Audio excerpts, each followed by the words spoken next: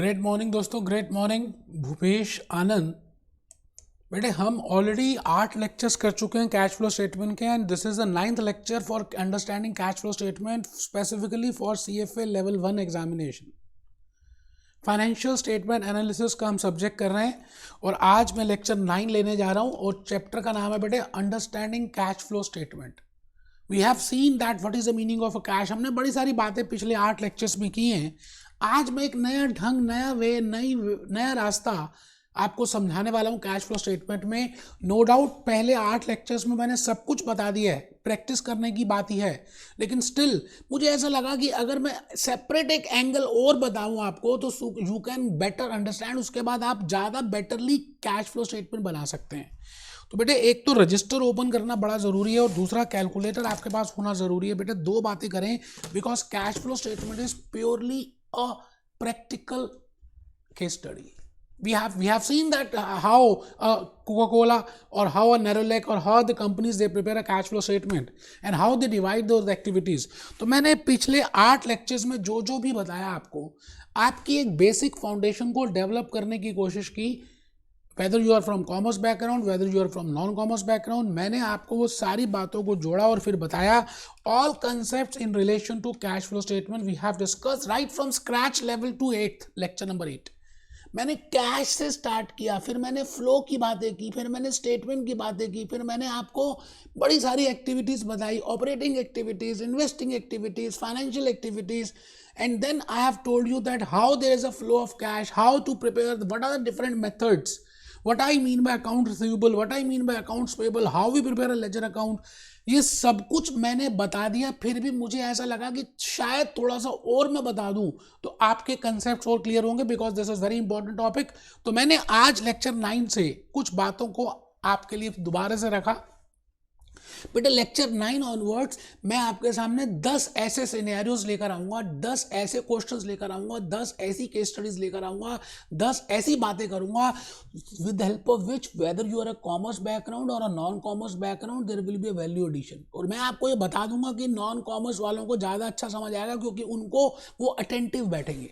Commerce वाले क्या वो ज़्यादा सोचते हैं कि मेरे को आता है कर लूंगा। बेटे मैंने जो 10 सिनेरियोज बताने हैं ना, उसमें एक एक बात को हम क्लैरिफाई करने वाले हैं। अभी तक जो मैंने 8 लेक्चर्स लिए, सारी बातें बताई, आप मुझे मालूम है कि आपने अच्छी तरह से उनको किया भी, बट स्टिल आने वाले 4-5 लेक्चर्स, आज से जो लेक्चर स्टार्ट है बेटे उसमें मैं 10 सिनेरियोज की बातें करूंगा और उसके बाद फिर मैं लर्निंग आउटकम्स ऑटोमेटिकली हम देखेंगे। 9 learning outcomes which are given to me as per CFA curriculum, वो कवर्ड हो जाएंगे। और बेटे मैंने अपने जूस नोट्स में 10 कंसेप्ट लिखे हैं, वो भी कवर्ड हो जाएंगे। अभी मैंने वैसे आपको अभी तक अपने जूस नोट्स भी नहीं दिखाए, शायद 1-2 क्लास में वो क्वेश्चंस के लिए मैंने थोड़ा सा बताया। The point is I will be discussing today with those 10 scenarios. और कुछ बातों का ध्यान रखना है जो मैं चाहता हूं आप लिख लें। पहले points to be kept in mind while preparing cash flow statement in 10 scenarios. पहली बात, आपको आप वेदर कॉमर्स बैकग्राउंड के हैं या नॉन कॉमर्स के हैं, ये माइंड में बार बार नहीं लेकर आना।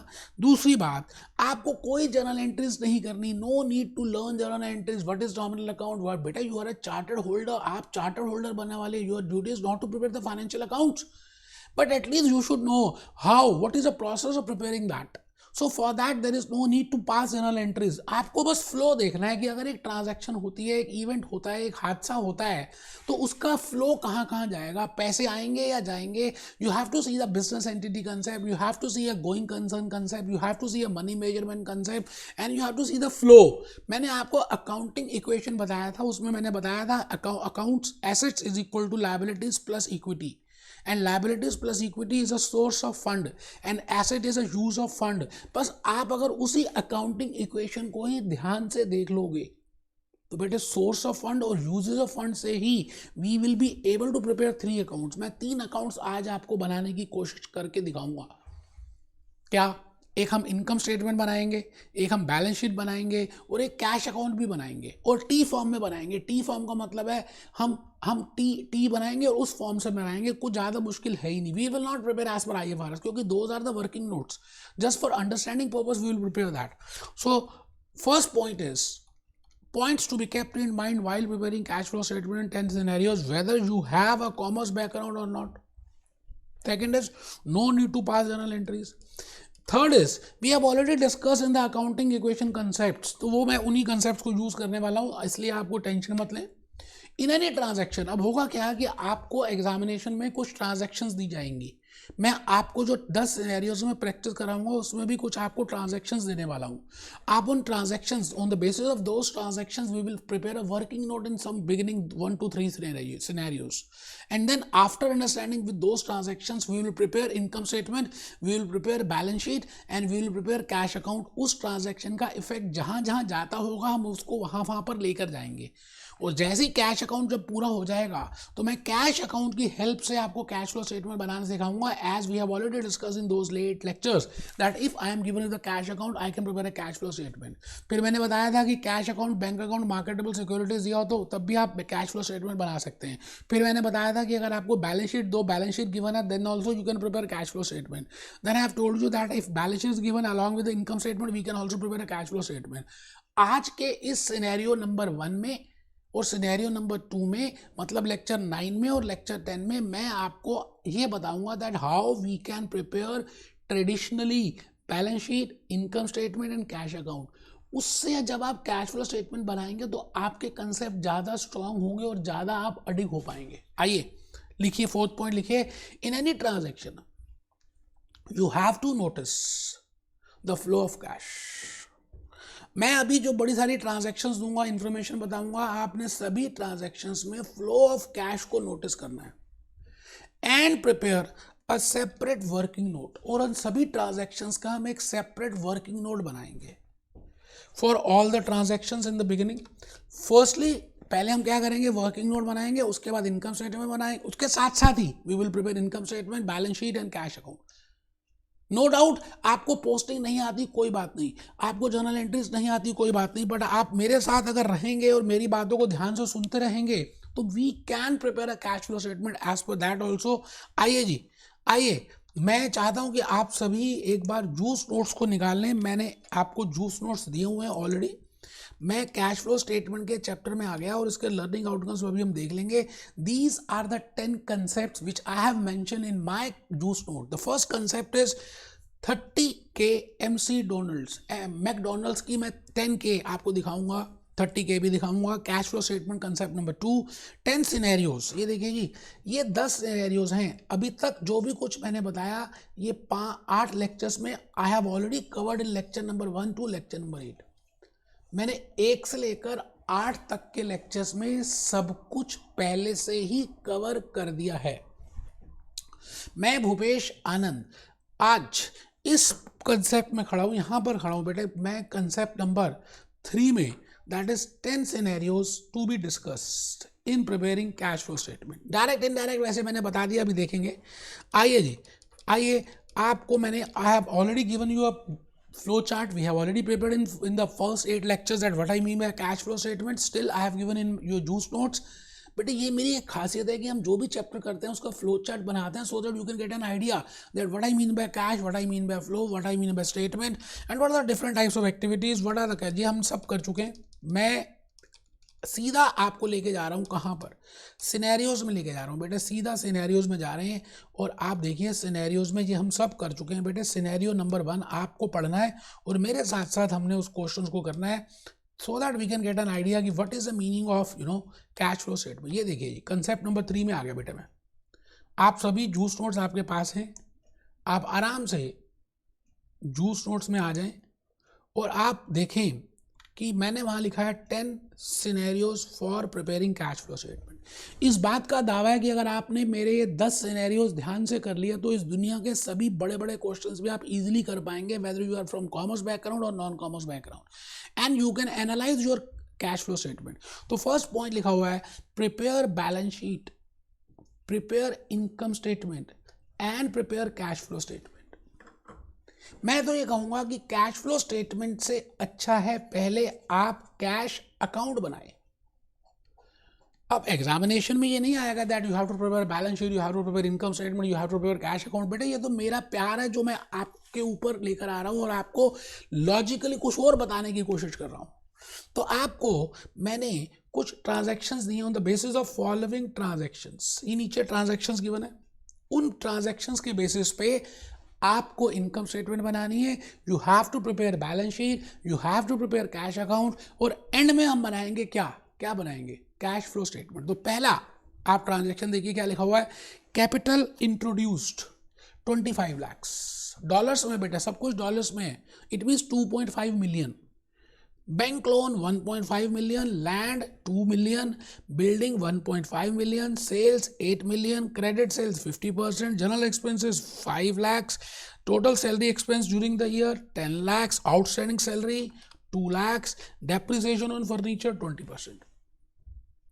आपको मैंने कुछ गिनी चुनी ट्रांजैक्शंस दी, आप आराम से, अगर आपके पास जूस नोट्स नहीं है तो आप इसका स्क्रीनशॉट ले लें, और नहीं तो आप इसको नोट कर लें, क्योंकि हम इसके ऊपर ही आने वाले 15-20 मिनट खुलासा करेंगे, सो that you can get an idea. First scenario बड़ा इंपॉर्टेंट है बेटे, क्योंकि फर्स्ट सिनेरियो में मैं सारी बातें बताऊंगा। मुझे मालूम है आपने फर्स्ट 8 लेक्चर्स ध्यान से किए हैं, बट द पॉइंट इज मैं थोड़ा सा और डिटेल में बताना चाहता हूँ, so that your concept will be more strong. Capital introduce, अब आपने दिमाग में ये सोचना है, there is no need to learn journal entry. अगर आप कैपिटल इंट्रोड्यूस कर रहे हैं, if capital is being introduced, it means अगर कोई कैपिटल डालता है, जैसे लाला जी अपनी कैपिटल डालते हैं और share capital is being introduced और issued capital is there, we know that there is the business entity concept as per accounting equation. तो हमने बिजनेस के पॉइंट से सोचना है कि बिजनेस में क्या आया और क्या गया, मतलब कितना आया और कितना गया, कितना रोकड़ा आया कितना रोकड़ा गया, क्या वो इक्विटी है, क्या वो लायबिलिटी है, क्या वो एसेट है, and whether that is activity. अभी हमने ऑपरेटिंग, इन्वेस्टिंग, फाइनेंशियल एक्टिविटी का नहीं सोचना, आप जस्ट पहले सिंपल सी बातें सुनेंगे, capital introduce during the year. इस capital introduce during the year से आपको ये सोचना है कि आपका सोर्स क्या है, पैसे आए तो ये कहाँ पे जाएगा, और दूसरा पैसे कहाँ जाएंगे। तो मैं फर्स्ट पॉइंट कैपिटल इंट्रोड्यूस में आपके सामने पहला वर्किंग नोट बनाने जा रहा हूँ। तो मैं कहूँगा आप सभी ने मेरे साथ साथ बनाना बेटे, मैं फिर रिपीट करता हूँ। आप में से बड़े सारे बच्चे जिनके पास जूस नोट्स होंगे वो बनाएंगे नहीं, वो लेकिन बेवकूफ़ हैं, जिनके पास जूस नोट्स नहीं होंगे वो बनाएंगे, बिकॉज द पॉइंट इज अगर वो बनाएंगे तभी सीखेंगे। First is capital introduce. मैंने आपसे जर्नल एंट्री नहीं पूछी कि क्या डेबिट करेंगे क्या क्रेडिट करेंगे, कोई डेबिट नहीं कोई क्रेडिट नहीं। आप ये बताइए कि अगर एक एंटिटी में, एक बिजनेस में कैपिटल आती है तो कैपिटल तो बेटे बढ़ जाती है, कैश आता है, cash will increase, 2.5 million will increase, cash balance will increase. इसका मतलब कैश बैलेंस जब बढ़ेगा तो कैश बुक में जाएगा, कैश अकाउंट में जाएगा, और दूसरा कैपिटल एक लायबिलिटी है, ऑब्लिगेशन है, as per business entity concept you have to return that capital to that owner. तो capital is a part of equity, we have already seen in balance sheet, we have already seen in income statement. तो आप पहले इस working note को prepare करें। Capital introduced will have double effect, double effect तो होगा, but वो double effect में क्या जर्नल एंट्री होगी उसको समझना नहीं है। आप ये बताइए इफेक्ट 1 क्या होगा, contribution of capital under equity. पहला इफेक्ट होगा कि कैपिटल कंट्रीब्यूट होगी अंडर द हेड इक्विटी। इसका मतलब कैपिटल बढ़ जाएगी और हम कैपिटल इक्विटी में कैपिटल को शो करेंगे, और इक्विटी कहाँ आती है, बैलेंस शीट में, we have already understood in the understanding balance sheet. और दूसरा इससे कैश आएगा, कैश आएगा तो कैश का बैलेंस बढ़ेगा, तो मैंने यहाँ पे लिख दिया कैश बैलेंस विल इंक्रीज। पहली ट्रांजैक्शन क्या आप सबको समझ आ गई। आप ये बताइए कि पहली ट्रांजैक्शन में आपके हिसाब से इसकी पोस्टिंग कहाँ कहाँ पे होनी चाहिए, मतलब आप इसको कहाँ कहाँ पे दिखाएंगे if you want to prepare मैं आपके सामने लाइव इनकम स्टेटमेंट चाहता हूँ कि आप सब मेरे साथ साथ बनाएं। ये देखिए जी, मैं no doubt I have given in my juice notes, but still अगर आप मेरे साथ साथ प्रिपेयर करेंगे तो आपको ज़्यादा लॉजिकली बातें समझ आएंगी। तो मैंने क्या किया, 3 टी फॉर्म्स बनाने जा रहा हूँ आपके सामने। I am going to prepare 3 T forms, और उस टी फॉर्म से मैं आपको बड़ी सारी बातों को एक्सप्लेन करने वाला हूँ। तो मैंने यहाँ पे लिखा, फर्स्ट लिखा इनकम स्टेटमेंट। आप सब भी लिखेंगे अपने रजिस्टर्स में, आप आराम से एक टी फॉर्म बना लीजिए, income statement. Then I have return balance sheet. बेटे मैं यहाँ पर IFRS की बातें नहीं कर रहा, because I want to explain you the logic, the concepts. मैंने यहाँ लिखा बैलेंस शीट, और फिर यहाँ पे लिख रहा हूँ मैं कैश अकाउंट। आराम से। इनकम स्टेटमेंट, फर्स्टली मैंने तीनों चीज़ें एक साथ इसके अकाउंट्स प्रिपेयर कर दिए, मतलब लाइंस ड्रॉ कर दी। अब हम देखेंगे जो जो आइटम आएगी हम उसको वहाँ पर पोस्ट करते जाएंगे। ये कैश अकाउंट है, वो इनकम स्टेटमेंट है।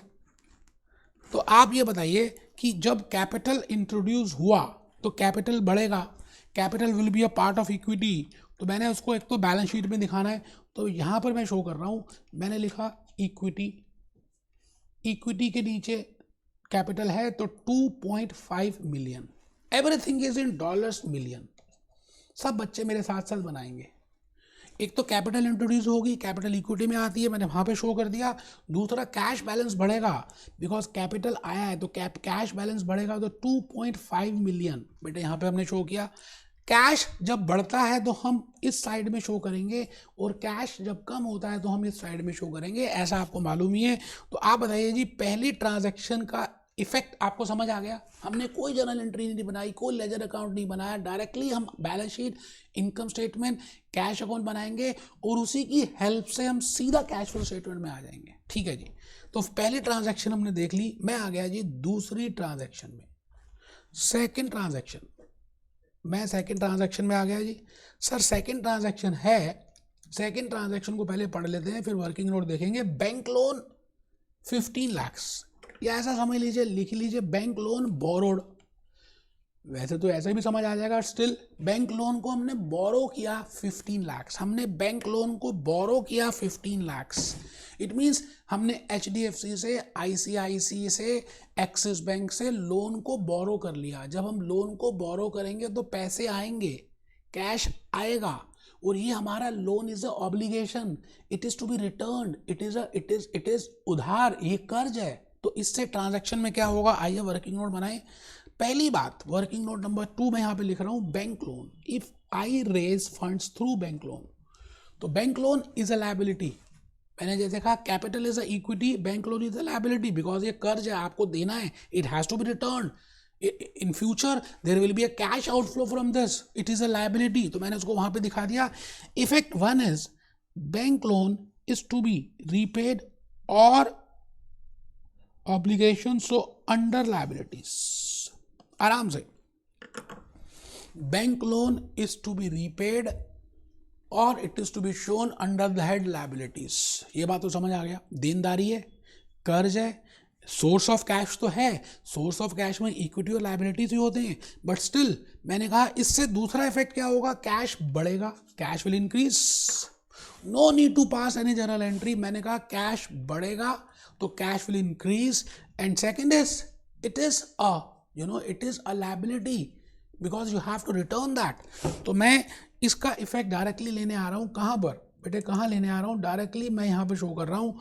आप बताइए बैंक लोन, इसको हम यहाँ पे शो करते हैं लायबिलिटीज में, लायबिलिटीज में, तो मैंने ये लिख दिया जी लायबिलिटीज, लायबिलिटीज में लिखा बैंक लोन 1.5, 15 लाख है तो 1.5 मिलियन रुपीस कर दिया डॉलर्स में, और इससे भी मेरे पास पैसे आए, पैसे का बैलेंस बढ़ा, तो मैं इसको इस वाली साइड में लिख रहा हूँ जिससे कैश बढ़ गया। तो कैश जहाँ जहाँ से बढ़ा एक तरफ लिख देंगे, कैश जहाँ जहाँ से गया एक तरफ लिख देंगे।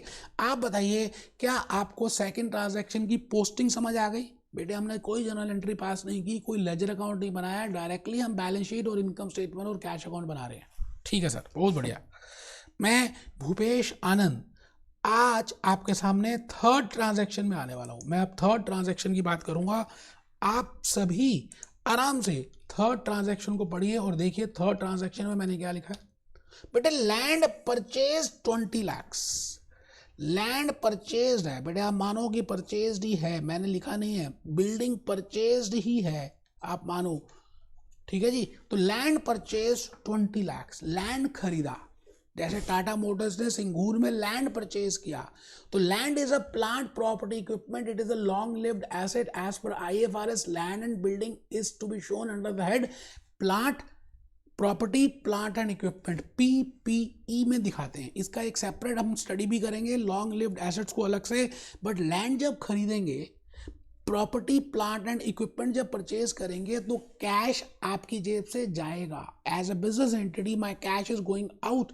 As per accounting concept my cash is going out and asset is coming in. So one asset will be created and that is named as property plant and equipment. तो बैलेंस शीट में हम property plant and equipment को दिखाएंगे. ये बात मैं आपको already बता चुका हूँ अंडरस्टैंडिंग बैलेंस शीट्स में. और दूसरा, कैश अकाउंट से मेरा बैलेंस कम हो जाएगा. मतलब आप देखिए जी 20 लाख 2 मिलियन मैं यहाँ पर दिखाऊंगा land plant property plant equipment in the asset side. Similarly आप जब बिल्डिंग की बात करेंगे तो बेटे बिल्डिंग 15 लाख है. बार बार मैं नहीं कर रहा, एक साथ ही मैंने यहाँ दोनों चीज़ें बता दी. बिल्डिंग भी आपने परचेज की और जब आपने बिल्डिंग परचेज की तो बिल्डिंग को आपने कैश अकाउंट पेमेंट करनी पड़ेगी बेटे, बिल्डिंग जब आपने बनाई. And second is building is a property plant and equipment item. तो मैं उसको वहाँ पे शो करूँगा. आइए हम एक साथ इसके पहले वर्किंग नोट देख लें. बड़ा सिंपल सा मैंने वर्किंग नोट बनाया, कोई मुश्किल है ही नहीं बेटे. ये देखो जी एक साथ ही बना दिया वर्किंग नोट नंबर 3. बड़ी मेहनत की है बेटे, आपको लॉजिकली बातें सारी समझ आए. मैंने उसके लिए बड़ा हार्ड वर्क किया. लैंड एंड बिल्डिंग, तो मैं इसको यहाँ पे प्रॉपर्टी प्लांट एंड इक्विपमेंट भी कह सकता हूँ. Effect number 1, it will be shown as PPPE under asset side. And second is cash will decrease, क्योंकि जब मैं कुछ खरीदूंगा तो मेरे पैसे जाएंगे. अच्छा, जब पैसे जाएंगे तो कैश कम होगा. और यहाँ पर property plant and equipment show करेंगे. तो मैं सीधा आ रहा हूँ कहाँ पर, सीधा आ रहा हूँ बेटे मैं आप ही के इनकम स्टेटमेंट में. और यहाँ पर मैंने शो कर दिया. आप देखिए जी यहाँ लिख रहा हूँ प्रॉपर्टी प्लांट एंड इक्विपमेंट में मैंने लैंड भी शो कर दिया और मैंने बिल्डिंग भी दिखा दी. लैंड आपने लिया बेटे 2 मिलियन का तो मैंने 2 लिख दिया. बिल्डिंग आपने ली 1.5 मिलियन की तो मैंने 1.5 लिख दी. और यहाँ पर मैं भूपेश आनंद यहाँ पे लिख रहा हूँ बेटे लैंड टू बिल्डिंग 1.5. इसका मतलब मेरे पैसे जब कम होंगे तो मैं इस साइड में लिख दूंगा, जहाँ से पैसे आएंगे मैं वहाँ लिख दूंगा, इस साइड भी लिख दूंगा. मैंने दोनों आइटम्स का इफेक्ट ले लिया. आप देख लीजिए क्या आपको प्रॉपर्टी प्लांट इक्विपमेंट की बात समझ आ गई? ठीक है जी, बिल्कुल समझ आ गई है. तो हम नेक्स्ट ट्रांजैक्शन की तरफ आ रहे हैं. आप जूस नोट्स अपने सामने रखें, हार्ड कॉपी ज़रूर निकलवा लें बेटे उसकी. आइए जी हम नेक्स्ट ट्रांजैक्शन की तरफ बढ़ गए. नेक्स्ट ट्रांजैक्शन है कौन सी है बेटे? सेल्स 80 लाख 8 मिलियन की आपने सेल्स की, लेकिन उसके नीचे लिखा हुआ है क्रेडिट सेल्स 50%. इसका मतलब 80 लाख की जो सेल की, आधी तो कैश में बेची और आधी उधार में बेची. इसका मतलब आधी 50% तो अकाउंट्स रिसीवेबल में आ जाएगा और 50% कैश अकाउंट में आ जाएगा आराम से. मुश्किल कुछ भी नहीं है. सेल्स, आप सेल्स को देखें. यहाँ पर मैं रंग चेंज कर रहा हूँ कि आपको समझ आए. बेटा ये सेल्स है, ये देखिए ये सेल्स है बेटा. टोटल सेल्स है 80 लाख, कैश सेल्स है 40 लाख, क्रेडिट सेल्स है 40 lakh. Total sales 80 lakh, 8 million, cash sales 4 million, credit sales 4 million. मैं इसका इफेक्ट पहले आप आराम से इसका वर्किंग नोट सोचिए. एक इफेक्ट कहाँ पे जाएगा? इट इज़ अ सेल, तो सेल बढ़ जाएगी. सेल कहाँ पे जाती है? इनकम स्टेटमेंट में. We have already discuss. तो एक तो इनकम स्टेटमेंट में मैं इसको शो करूँगा सेल्स को. अब टी फॉर्म बना रहे हैं तो मैं क्रेडिट साइड में शो कर दूंगा. क्रेडिट मतलब लेफ्ट राइट हैंड साइड में शो कर दूंगा. Second will be cash balance will increase by 4 million because 50% sales are cash sales. And second effect of that will be my accounts receivable will increase, and accounts receivable is a current asset as we have already discussed 4 million. मैं पहले इसका working note दिखा दूं फिर हम आगे चलेंगे. Working note number 4 आराम से बेटे, कोई जल्दी है ही नहीं. सेल्स के 2 इफेक्ट्स लेने हैं. पहला इफेक्ट है 8 million of sales in income statement. It will be shown in income statement. ये बात तो आपको पता ही थी. Second effect number 2, cash 4 million will increase. बेटे कैश का बैलेंस बढ़ जाएगा. And second is account receivables 4 million will increase. Account receivables कह लें, टोटल डेटर्स कह लें, रिसीवेबल्स कह दें, एक ही बात है. We have already discuss in detail. It is a current asset because the cash, because there will be a future cash inflow within 1 year or operating cycle, whichever is longer, that is a current asset. Accounts receivable is a current asset. We have discussed so many times. तो मैंने इसका effect अब लेना है. एक तो income statement में जाएंगे, वहां शो करेंगे. दूसरा कैश अकाउंट आया तो 4 मिलियन हम यहाँ पे लेफ्ट हैंड साइड में शो कर देंगे और 4 मिलियन को हम बैलेंस शीट में दिखा देंगे अकाउंट रिसीवेबल. आइए जी, मैं लाइव आपके सामने करके दिखाऊंगा कि आपको लॉजिकली बातें क्लियर हो. मैं आ गया जी भूपेश आनंद इनकम स्टेटमेंट में. यहाँ पे लिखा जी मैंने सेल्स 8 मिलियन. ठीक है जी. फिर मैं आ गया जी नीचे करंट एसेट्स में और यहाँ लिखा जी मैंने अकाउंट्स रिसीवेबल्स 4 मिलियन. फिर मैं आ गया जी यहाँ पर कैश अकाउंट में, कैश सेल्स मैंने यहाँ पे लिख दिया जी कैश सेल्स 4 मिलियन. आराम से देख लीजिए, मैंने आपके सामने ट्रांजैक्शन को रीड किया, ट्रांजैक्शन का वर्किंग नोट दिखाया और आपके सामने लाइव मैंने उसकी पोस्टिंग कर दी इनकम स्टेटमेंट में, बैलेंस शीट में और कैश अकाउंट में. अभी कैश फ्लो स्टेटमेंट हम कुछ कर ही नहीं रहे, अभी हम आएंगे कैश फ्लो स्टेटमेंट में, that how we will prepare a cash flow statement, उसको देखेंगे. बट आप ये बताइए क्या यहाँ तक बात लॉजिकली ठीक लग रही है? ठीक है जी. मैं आ गया जी नेक्स्ट ट्रांजैक्शन में और नेक्स्ट ट्रांजैक्शन है जी टोटल जनरल एक्सपेंसेस 5 लाख हैं और total salary expense during the year 10 lakh और उसके नीचे लिखा हुआ है आउटस्टैंडिंग सैलरी 2 लाख. मैं रुक गया हूँ, आप आराम से तीनों पॉइंट्स को पढ़ लीजिए, तीनों इंटर रिलेटेड हैं. मैं तीनों बातें बताऊंगा. General expenses, total salary, outstanding salary. General expenses, total salary, outstanding salary. General expenses paid है, पहली बात तो ये समझ लीजिए हमने पे किए हैं. दूसरी बात, टोटल सैलरी के नीचे आउटस्टैंडिंग सैलरी दिया हुआ है. अगर वो आउटस्टैंडिंग सैलरी नहीं दिया होता तो मैं ये मानता कि टोटल सैलरी भी पेड ही है.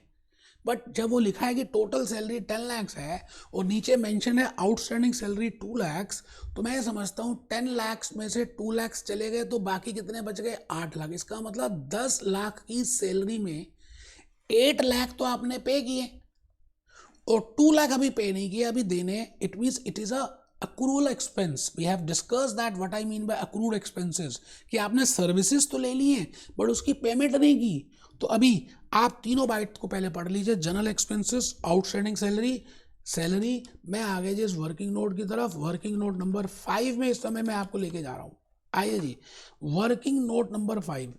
एक्सपेंस जो हैं that is a revenue expense. We have seen all expenses as per expense recognition concept to be, if अगर मैंने सर्विसेज ली हैं during that period, so to be shown in the income statement because it is expenditure. तो मैं उसको income statement में दिखाऊंगा. तो यहाँ पर टी फॉर्म बना रहा हूँ, तो टी फॉर्म में एक्सपेंसेस हम यहाँ लिखते हैं और इनकम्स हम एक तरफ लिखते हैं. जैसे कैश अकाउंट बना रहे हैं तो कैश अकाउंट हम कैश आया तो एक जगह लिख देंगे, कैश गया तो एक जगह लिख देंगे. जैसे बैलेंस शीट है, इक्विटी लायबिलिटी एक जगह लिखेंगे, एसेट्स को एक जगह लिखेंगे. आप भले एसेट यहाँ भी लिख सकते हैं, उसकी टेंशन मत लें, बट इक्विटी लायबिलिटी एक साथ आएंगे because that is sources of cash. Uses of cash एक जगह आएंगे. तो एक्सपेंसेस में पहला इफेक्ट आ गया. इनकम स्टेटमेंट में it is expense. Second is cash will decrease, cash चला जाएगा. ठीक है जी. कितना है? 5 से. मैं आ गया जी total salary expense. Total salary आपने 10 लाख दी है तो 10 लाख आपने सर्विसेज ली हैं तो 10 लाख के 10 lakh will come in the income statement. But out of that you have paid 8 lakhs as cash and 2 lakh you have not paid but you have availed the services. तो accrued salary expense को हम balance sheet में दिखाएंगे 2 lakhs. 8 lakh हमारी जेब से पैसे गए तो कैश अकाउंट में आएगा और 10 लाख आएगा इनकम स्टेटमेंट में. आप आराम से पहले बताओ, ये बात सबको समझ आ गई बेटे? वर्किंग नोट नंबर 5 भी और वर्किंग नोट नंबर 6 भी. एक बच्चा कहता है जी हम कैश फ्लो स्टेटमेंट कर रहे हैं या ये बनाना सीख रहे हैं? बेटे कैश फ्लो स्टेटमेंट को इतना पक्का कर देंगे कि आपको लॉजिकली जब फ्लो ऑफ ट्रांजैक्शन समझ आ जाएंगी without journal entries, without posting in the ledger accounts, you can easily do it. तो आप ज़्यादा इंजॉय कर पाएंगे लाइफ और without any first attempt you can get success. तो मैं दोबारा से कहाँ आ रहा हूँ? अपने ही अकाउंट्स की तरफ, और जहाँ पर मैंने आपके लिए बनाया था क्या? Income statement. तो मैं यहाँ पे दिखा रहा हूँ जी जनरल एक्सपेंसेस 5 मिलियन। फिर मैं दिखा रहा हूँ सैलरी, हाँ जी सैलरी 10 मिलियन, बिकॉज मैंने तो सर्विसेज पूरी ली है। बैलेंस शीट में 2 लाख की सैलरी इज अक्रूड, तो मैं यहाँ पे दिखा रहा हूँ accrued salary, accrued expense 2 million. और कैश में मैंने एक तो जनरल एक्सपेंसेस पे किए 5 मिलियन के, और एक सैलरी पे की 8 मिलियन की। एक बच्चा कहता 10 नहीं की, मैंने कहा बेटे 10 टोटल सैलरी थी, 2 million is accrued and 8 million is paid. Last point में आ चुके हैं जी, लास्ट है डेप्रिसिएशन का। आप देखिए लास्ट पॉइंट डेप्रिसिएशन का, मैं पहले आपको ट्रांजैक्शन बताऊंगा और फिर हम आगे चलेंगे। लास्ट में है depreciation. Depreciation on fixture is 20%। Depreciation on fixture is 20%, मतलब प्रॉपर्टी प्लांट इक्विपमेंट में, लैंड के ऊपर तो डेप्रिसिएशन वैसे भी नहीं होता बेटे, बिल्डिंग के ऊपर होता है, फर्नीचर फिक्सचर के ऊपर होता है। तो वैसे यहाँ बेटर वर्ड होता फिक्सचर, वैसे फिक्सचर हम बिल्डिंग को भी बोलते हैं, फर्नीचर एंड फिक्सचर 20%। ठीक है जी, तो 20% का मैं डेप्रिसिएशन पहले दिखाता हूँ आपको कि मैंने उसको वर्किंग नोट नंबर 6 कैसे प्रिपेयर किया। This is depreciation 20% of. आप बताइए जी, बिल्डिंग हमने ली 15 लाख रुपए की या 1.5 मिलियन की, तो आप बता दीजिए 3 लाख या 3 मिलियन का डेप्रिसिएशन आ गया। And depreciation is a non cash expense, इसकी वजह से मेरी जेब से पैसे वापस नहीं होते, कैश नहीं जाता, because it is a non cash, it is just a book entry, because it is as per the recognition concept, any fall in the value of that asset has to be booked। तो मैं यहाँ पे लिख रहा हूँ income statement में मैंने 3 million depreciation show किया, और यहाँ पर बैलेंस शीट में मैं इसको शो कर रहा हूँ property plant equipment minus depreciation. It will not go to cash account, cash account में नहीं जाएगा। ठीक है, तो आप देखिए जी, कैश अकाउंट में जब नहीं जाएगा तो मैं इसको कहाँ पे शो करूँगा, आप आ जाइए देख लीजिए। मैं भूपेश आनंद, एक तो डेप्रिसिएशन यहाँ पे दिखा रहा हूँ बेटे, डेप्रिसिएशन 3। दूसरा बैलेंस शीट में बिल्डिंग में, अच्छा 3 नहीं है बेटे 0.3 है, मेरे से गलती हुई 0.3, और बिल्डिंग से 0.3 मैं लेस कर दूंगा। ये देख लीजिए, डेप्रिसिएशन एक तो इनकम स्टेटमेंट में शो कर दिया और दूसरा मैंने बैलेंस शीट में शो कर दिया। आप देखिए यहाँ तक बात समझ आ रही है। कैश अकाउंट में नहीं आएगा because cash account it is a non cash expense. तो मैं क्या कर रहा हूँ जी, इनकम स्टेटमेंट को क्लोज करने की कोशिश कर रहा हूँ, और यहाँ पर जो प्रॉफिट आएगा I will transfer to equity. तो आइए जी 8, अच्छा मैं आराम से आपके सामने इस समय खड़ा हूँ, मुझे लगता है कि मैंने सैलरी 1 है बेटा, ये भी गलत कर दिया बेटा, मिलियन में है ना तो ये 1 है। ठीक है जी, 1 है और 0.5 है, ये मैंने ये गलत किया बेटे, मिलियन में करना है ना तो 0.5, आप समझ रहे हैं जो मैं कह रहा हूँ, जो मैंने गलती की। तो आइए जी 8 माइनस 0.5 माइनस 1 माइनस 0.3, ये आ गया जी 6.2। ये जो प्रॉफिट है it is a part of equity and it will be shown as retained earnings. तो 6.2 मैंने वहां पे दिखाया, लेकिन अब मैं इसको टोटल करूंगा तो उससे पहले मुझे कैश अकाउंट को टोटल करना पड़ेगा। ओपनिंग बैलेंस तो बेटे इसमें है ही नहीं, तो मुझे I have to calculate the balance की बचा कितना, अगर इतने आए और इतने चले गए तो कितना बच गया। तो let us start with this. ये बेटे 0.5 है, ये 0.8 है, इस बात का ध्यान रखेंगे। 0.5 0.8 टू 1.5, तो चलते हैं जी, मैं ऐड करता हूँ कैश सेल्स 4, तो 2.5 plus 1.5 plus 4, this figure is 8।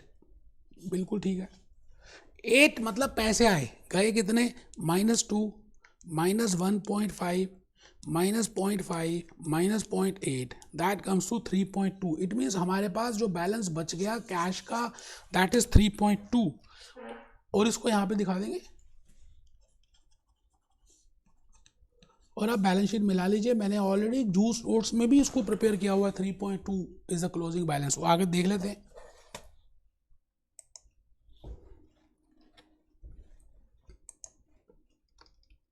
ये देखिए जी, I have already prepared income statement. मैंने जान के आपके सामने लाइव भी प्रिपेयर की कि आपको लॉजिकली बातें समझ आ जाए, कि मैं खाली रेक्टिफिकेशन की बातें ना करूं। आप देखिए प्रॉफिट मैंने 6.2 निकाला हुआ है, और इस प्रॉफिट को हमने बैलेंस शीट में शो किया। ये रहा प्रॉफिट 6.2, और ये क्लोजिंग बैलेंस है बेटे कैश अकाउंट का, और नीचे मैंने कैश अकाउंट भी बनाया है, और 3.2। इट मीन्स कैश अगर आ रहा है तो मैं इनफ्लोज यहाँ दिखाऊंगा, आउटफ्लोज यहाँ पे दिखाऊंगा। यहाँ पर हम कैपिटल प्लस लायबिलिटीज दिखा रहे हैं, और यहाँ पर एसेट्स शो कर रहे हैं, और यहाँ पर इनकम स्टेटमेंट में मैं सारे एक्सपेंसेस यहाँ पे दिखा रहा हूँ और इनकम यहाँ पे दिखा रहा हूँ। ये बात आपको ऑलरेडी पता थी। हमने आईएफआरएस में क्या करते थे, हम पहले इनकम दिखाते थे लेस एक्सपेंस, मतलब उसको वर्टिकल फॉर्म में करते थे। जस्ट फॉर अंडरस्टैंडिंग पर्पस मैंने इसको टी फॉर्म में बना दिया, हॉरिजॉन्टल फॉर्म में बना दिया, कुछ मुश्किल है नहीं वैसे, ठीक है जी। अब मेन कहानी तो अब शुरू होगी, that if you are given with the cash account. अब आपको कैश अकाउंट गिवन है, जैसे हमने लास्ट 8 लेक्चर्स में डिस्कस किया, that if cash account is given to you, on the basis of cash account you can prepare cash flow statement, because cash flow statement is nothing but a new format of cash account. तो मैं अब ये देखूंगा कि cash account अगर आपको given है, which we have already seen so many number of times, इसमें कौन से पैसे आ रहे हैं? पैसे आ रहे हैं बेटे कैपिटल से। तो ये कौन सी एक्टिविटी है आप बताइए? पैसे कैपिटल से अगर आते हैं तो which type of activity it is? Bank loan, ठीक है जी। कैश सेल्स, अच्छा कैश सेल्स जो है ये तो ऑपरेटिंग एक्टिविटी है, ये बात तो हमें समझ आ रही है। पहले ऑपरेटिंग लिख देते हैं। अच्छा दूसरी बात लैंड, चलिए कैपिटल का आना, पैसे आना, it is not a operating activity. ये मेरा ऑपरेशन थोड़ी है, मेरा तो ऑपरेशन है गुड्स को बनाना, और ये मेरी इन्वेस्टमेंट भी नहीं है। It is a financial activity, पैसे आ रहे हैं तो मैं लिखूंगा it is a financial activity, it is also a financial activity. Bank loan is also a financial activity, capital is also a financial activity. Land, land is a investing activity, आपने investment किया है। Building is a investing activity.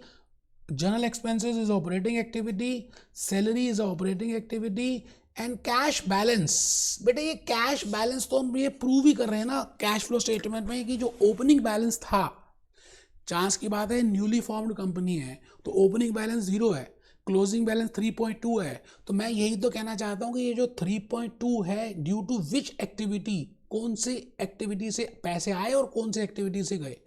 तो आप देखिए मैंने नीचे आपके लिए कैश फ्लो स्टेटमेंट की बातों को लिखा है। मैंने लिखा we will understand the concept of cash flow statement, opening balance of cash and closing balance of cash, because opening balance is nil because it is a newly formed company and closing balance is 3.2 million. So I have to explain that from which activity this 3.2 million has been there. What is the composition of 3.2 million? And the composition will be due to 3 activities. One is operating activity, second is investing activity, and third is financial activity. अब मैं ये detail में नहीं जा रहा कि operating क्या होती है, इन्वेस्टिंग आपको सब बता चुका हूँ। तो ऑपरेटिंग एक्टिविटी में sales is operating activity, general expenses is operating activity, salary is operating activity. और आप चेक करिए कि 4 माइनस 0.5 माइनस 0.8, ये 2.7 का जो कैश मिलियन आया, that is due to operating activity. This is investing activity. Land से पैसे गए, बिल्डिंग से पैसे गए, और टोटल पैसे 3.5 गए। इट मीन्स मैं इसको कोट्स में दिखाऊंगा। और ये जो एक्टिविटी है ये फाइनेंशियल एक्टिविटी है। कैपिटल से पैसे आए, बैंक लोन से पैसे आए 2.5 आराम से। सैलरी बेटे मेरे को लग रहा है कि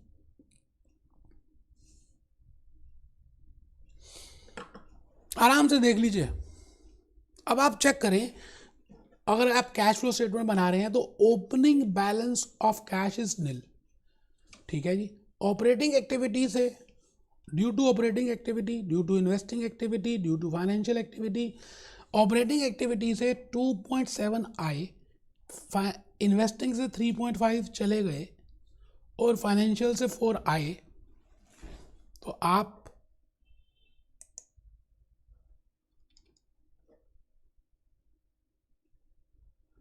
देखें ये कितना आ गया 4, ये बैलेंस जो आ रहा है ये 3.2 ही है, and which is nothing but closing balance of cash.